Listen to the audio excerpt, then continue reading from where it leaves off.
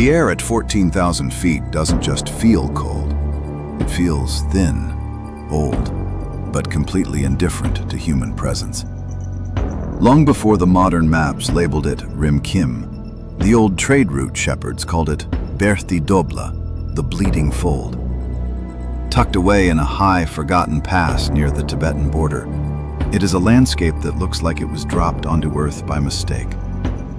Rust-red dust coats the jagged slopes, and towering hematite spires rise out of the gravel like frozen ancient flames.